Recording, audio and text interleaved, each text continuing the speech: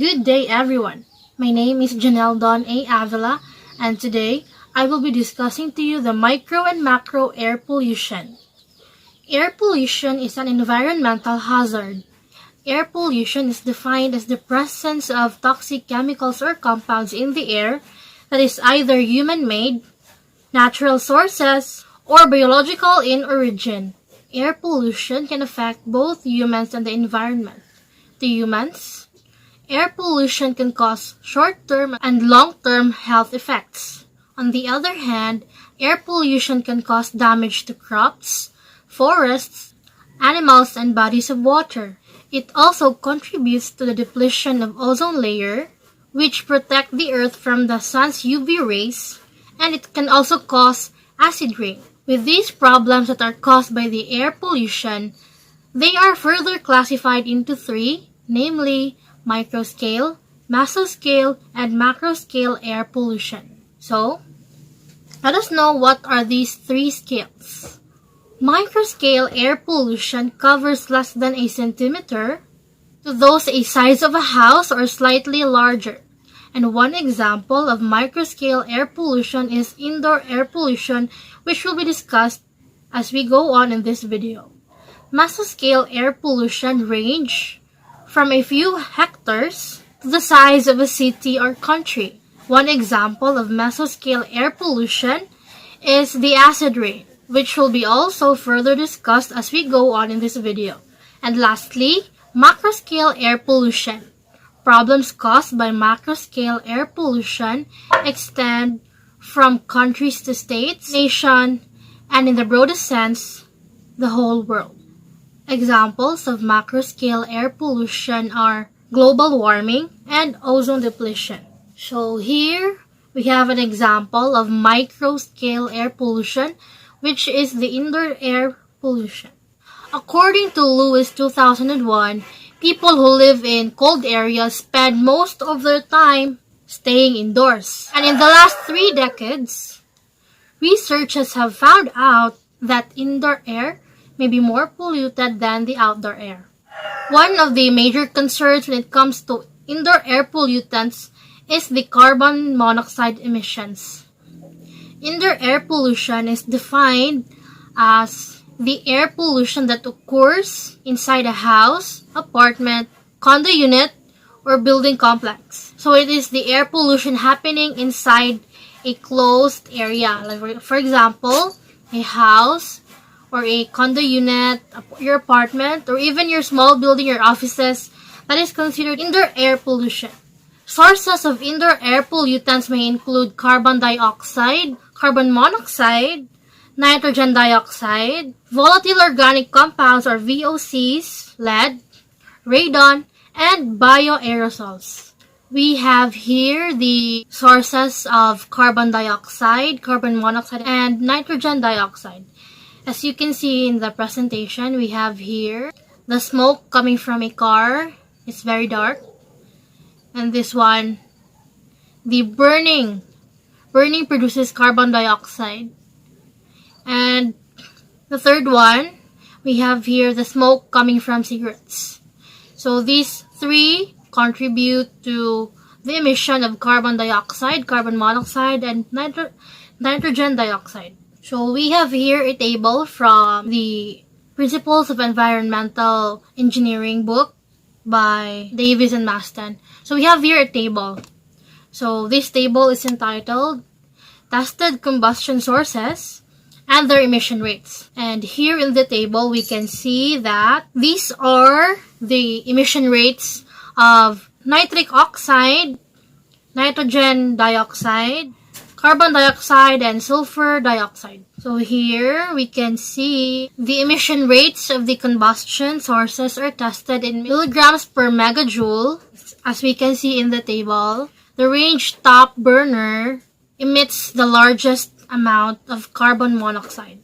The range top burner can produce at least 40 milligrams per megajoule to 244 milligrams per megajoule carbon dioxide. And as we can see in the table, only the kerosene space heater produces the sulfur dioxide ranging from 11 to 12 milligrams per megajoules. The last source tested is the cigarette smoke, and compared to the other, this one is measured differently because cigarette smoke is measured by milligrams per cigarette. So instead of milligrams per megajoule, the cigarette smoke was measured by milligrams per cigarette. So the cigarette smoke emits 88.43 milligrams of carbon monoxide with just a stick of cigarette. So based on the data we have, we can say that the cigarette smoking is a little bit alarming because the amount of carbon monoxide it can produce is a little bit high. While mainstream smoking or taking a puff exposes the smoker to large quantities of toxic compounds, the side stream smoke adds a considerable burden to the environment. And here we have a table. The table is entitled Emission of Chemicals from Mainstream and Side Stream Smoke. The emission of chemicals from mainstream and side stream smoke in this table is measured by micrograms per cigarette.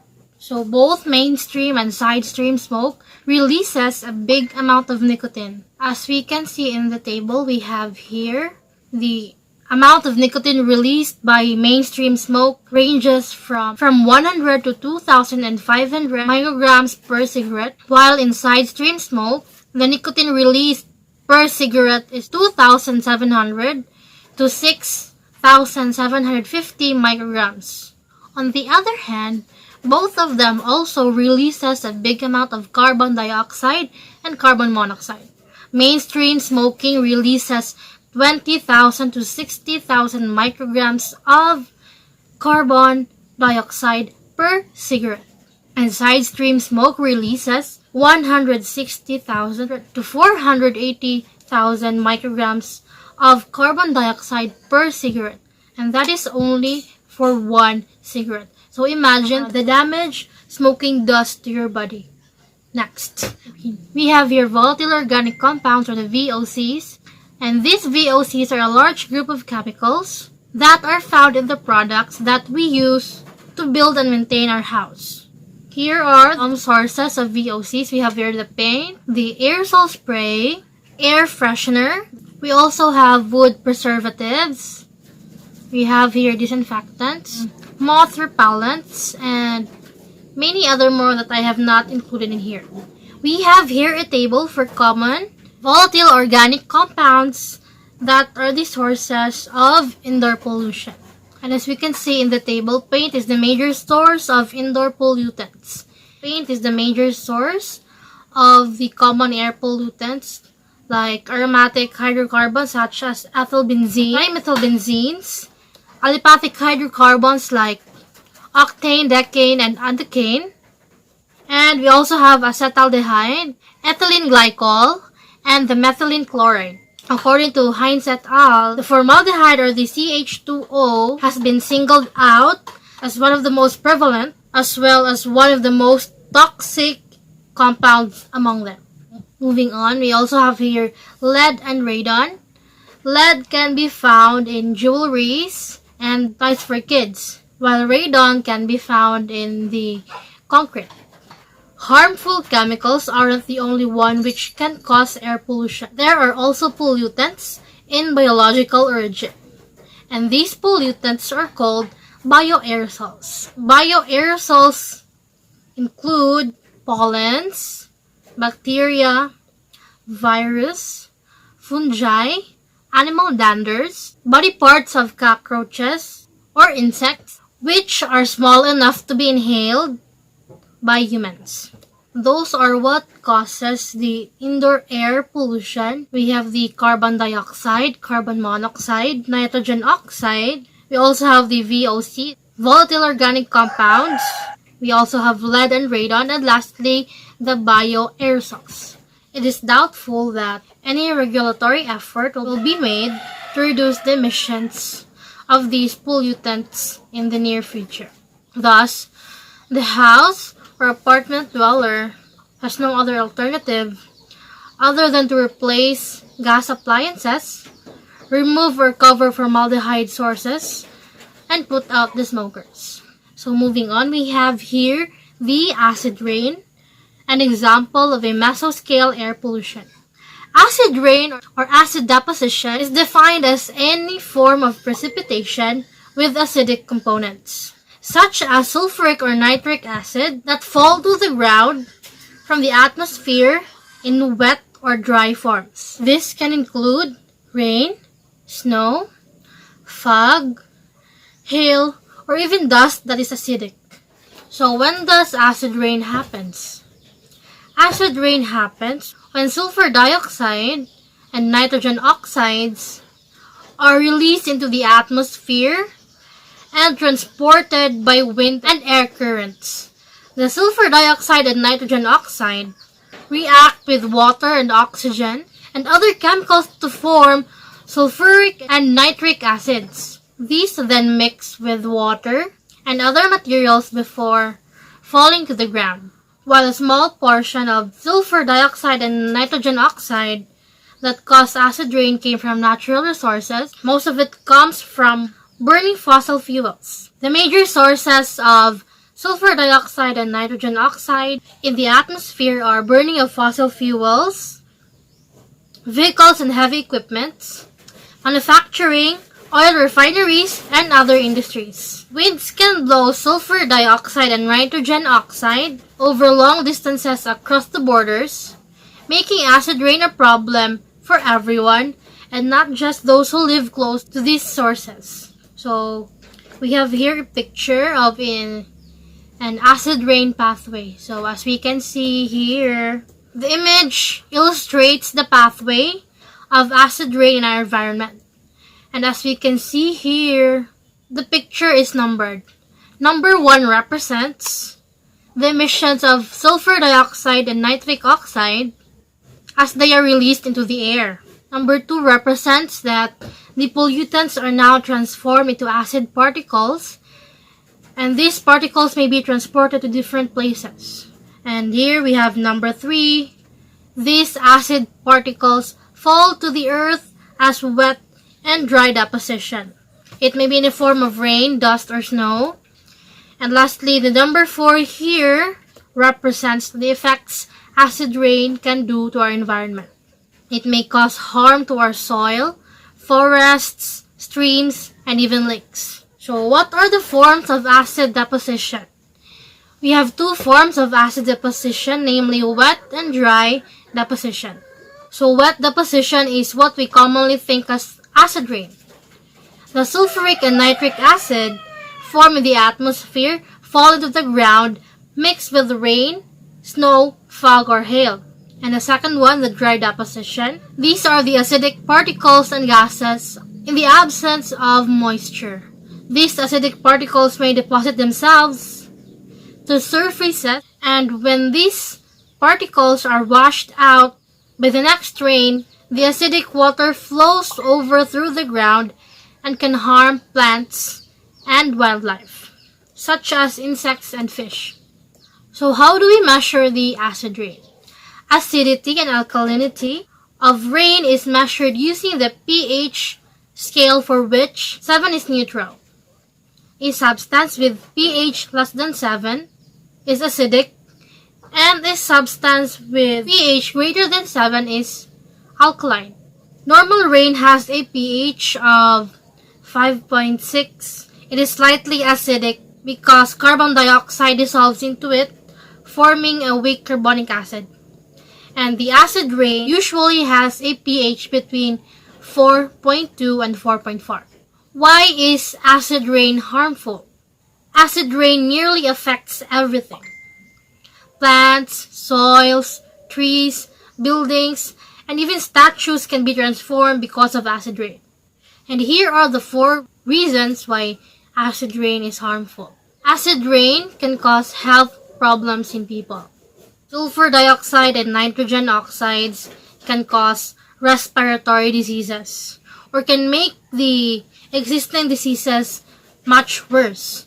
When the particles of these substances get inside our respiratory system, these can cause health problems. So people who have asthma or chronic bronchitis is affected by these pollutants. Also, the nitrogen oxides causes the ground level ozone. The ground level ozone causes respiratory problems, pneumonia, and bronchitis, and it can even cause permanent lung damage. Acid rain harms forests. Acid rain can be extremely harmful to forests. Acid rain that seeps into the ground can dissolve nutrients such as magnesium and calcium that trees need to survive. Acid rain also causes aluminum to be released in the soil, which make it difficult for trees to take up water. Also, the acidic clouds and fog strip important nutrients from their leaves and needles.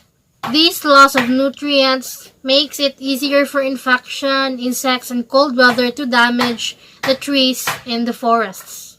Acid rain damages lakes and streams. The aluminum that is released into the soil from the acid rain eventually ends up to the streams and lakes. And unfortunately, the increase of acidity and the aluminum can be deadly to aquatic life, including phytoplankton, mayflies, rainbow trout, smallmouth bass, frogs, spotted salamanders, crayfish, and other creatures that are part of the food web.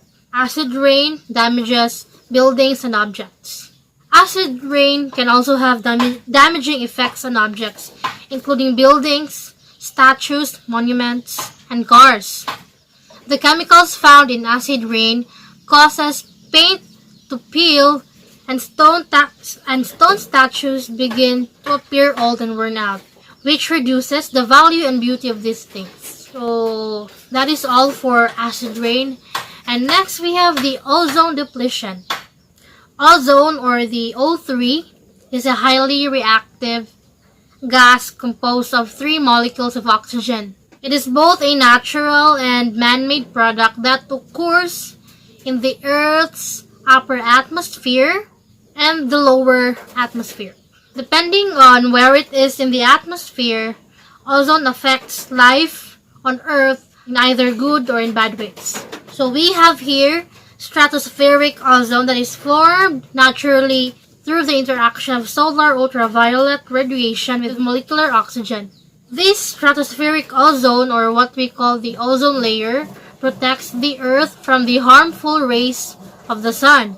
This serves as our protection because plants cannot grow with excessive amount of ultraviolet rays, and it will be very harmful for us humans too. So the second type of ozone, we have tropospheric ozone, or what we breathe.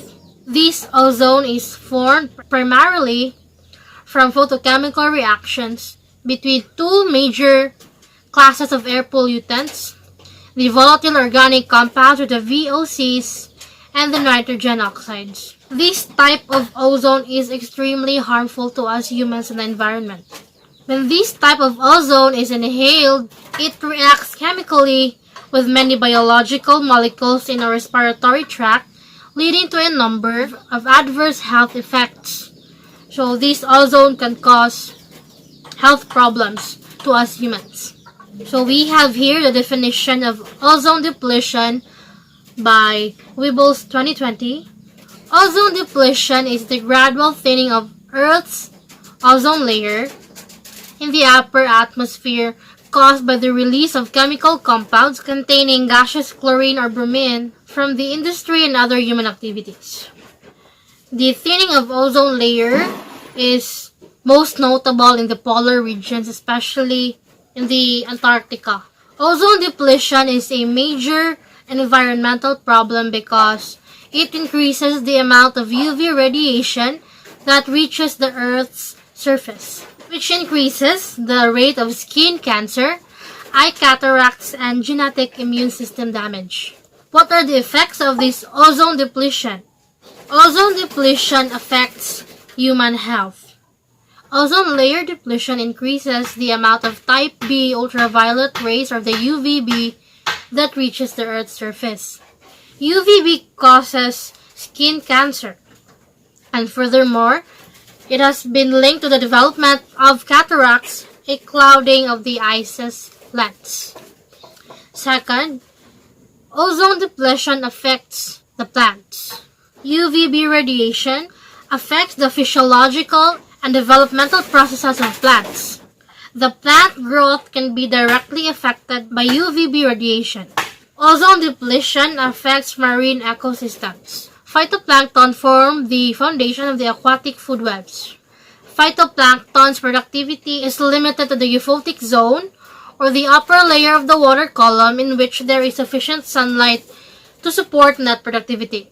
Exposure to solar UVB has been shown to affect both orientation and motility of the phytoplankton, resulting to reduced survival rates for these organisms. Furthermore, UVB radiation has been found to cause damage to early developmental stages of fish, shrimp, crab, amphibians, and other marine animals. The most severe effects are decreased reproductive capacity and impaired larval development. Small increases in UVB exposure could result in population reductions for small marine organisms with implications to the whole marine food chain. And lastly, ozone depletion affects materials. Synthetic polymers, naturally occurring biopolymers, as well as some other materials of commercial interest are directly affected by UVB radiation. Increase in UVB levels will accelerate their breakdown, limiting the length of time which they are useful outdoors.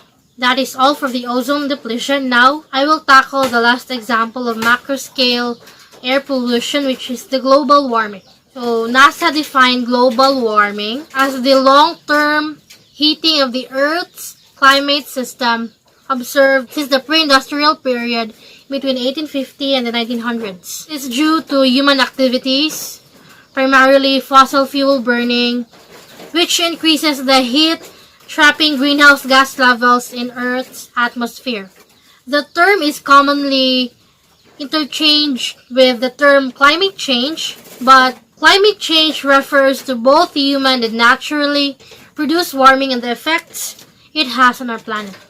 So we have here a table that illustrates how the global temperature has been changing for the last 2 millenniums. And as you can see here in the table, it shows that the average global surface temperature has been increasing for the last 100 years and was higher in 2000 than any other time in the past 2,000 years. We also have here the effects of global warming. Because of global warming, we tend to have hotter days. With global warming, people will experience hotter days than the usual. Second, we have the rising sea levels. Increased ocean temperatures are melting glaciers and ice caps all over the world. Melted ice increases the volume of water in our oceans. Warmer temperature also result in the expansion of the water's mass, which causes the sea level to rise, threatening low-lying islands and coastal cities. Third, more frequent and intense extreme weather events. Extreme weather events like bushfires, cyclones, droughts, floods are becoming more frequent and more intense as a result of global warming. Lastly, oceans are warming and acidifying. The oceans have absorbed most of extra heat and carbon dioxide so far, more than the air, making the seas both warmer and more acidic. Warming waters are bleaching coral reefs and driving stronger storms. Rising ocean acidity threatens shellfish, including the tiny crustaceans, for which without them, the marine food chain would collapse. So with these problems that we have, whether it will be microscale, mesoscale, or macroscale, what we can do as humans to limit the emissions of these harmful chemicals in our environment. So air pollution causes a lot of problems. It causes indoor air pollution, acid rain, ozone depletion, climate change, global warming. All of these are caused by humans. So with these problems going on in our planet, it is not yet too late for us to do something.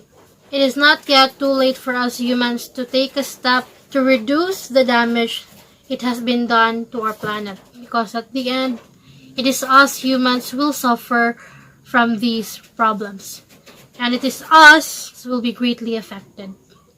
That is all what I need to discuss to you about the micro and macro scale air pollution, and I hope you have learned something from this video. Thank you for listening and thank you for watching. Take care and God bless everyone.